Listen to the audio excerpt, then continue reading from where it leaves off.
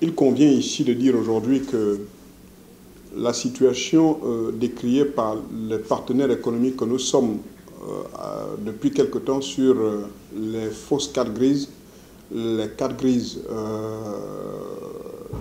à doublons et les immatriculations controversées semble aujourd'hui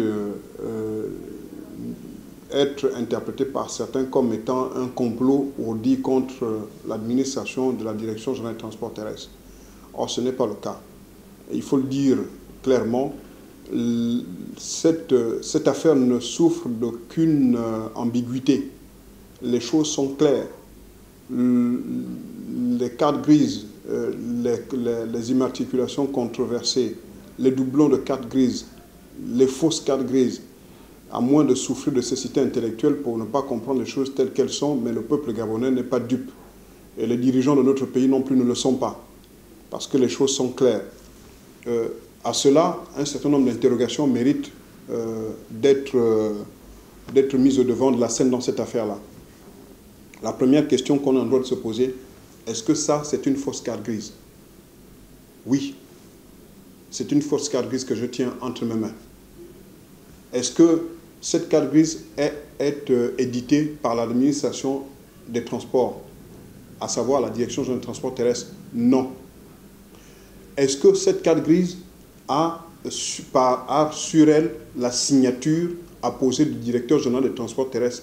Oui. Il y a une reproduction de la signature du directeur général des transports terrestres. Une reproduction, je dis bien, de la signature du directeur général des transports terrestres. Ça veut dire qu'elle peut avoir été scannée ou avoir été imitée. Question simple, est-ce que le directeur général des transports terrestres a saisi les autorités compétentes, à savoir la justice, au fin de dénoncer cet état de fait et de solliciter du ministère des autorités judiciaires une enquête sur cet usage de faux? Pour l'instant, la réponse reste non. Parce que jusqu'à pas longtemps, nous nous sommes réunis, il n'a nullement été question de sa part, c'est-à-dire de la part du directeur général des transports terrestres, d'une quelconque enquête de ce genre-là. Est-ce que cette situation constitue un fait d'insécurité publique? Oui.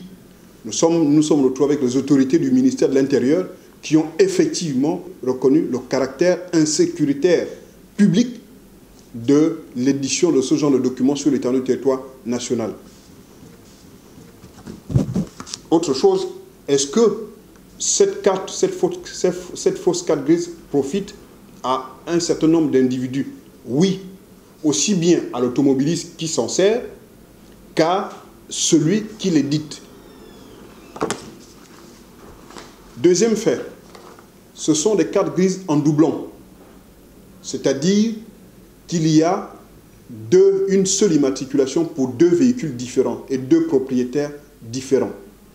Ici, vous avez la FT50 en carte grise définitive, délivrée à un individu sur l'étendue du territoire national. Vous avez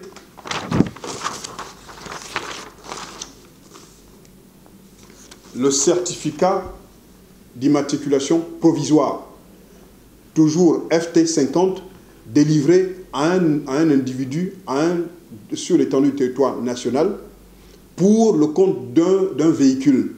C'est la même immatriculation, d'accord, attribuée à deux personnes différentes. Première question, est-ce qu'il y a derrière cela une sous-déclaration des immatriculations? Oui.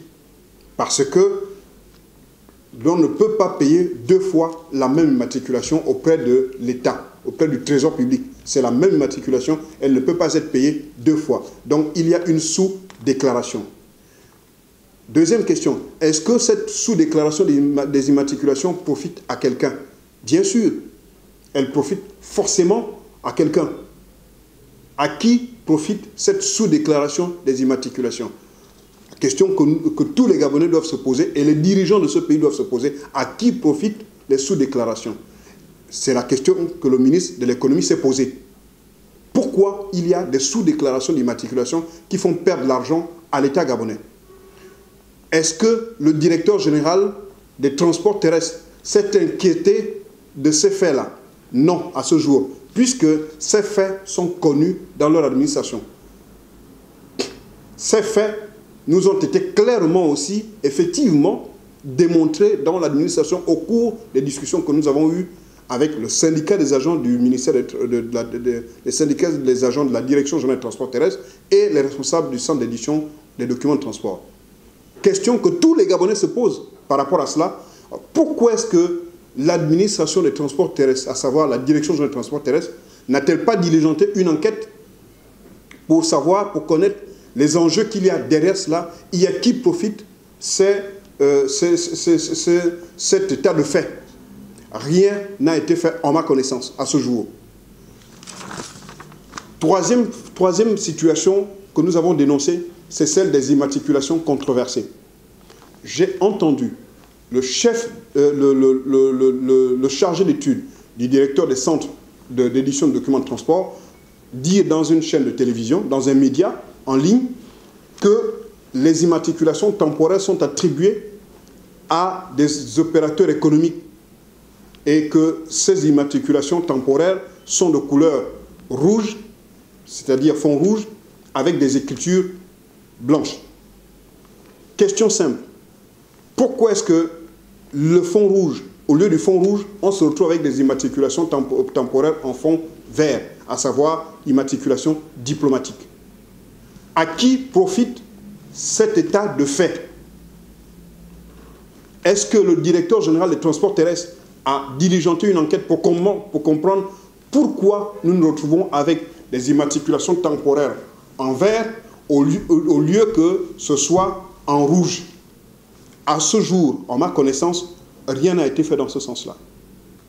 Pourquoi le DGTT n'a-t-il pas lancé des enquêtes pour faux et usage de faux sur les cartes grises parce que sa signature est scannée ou reproduite?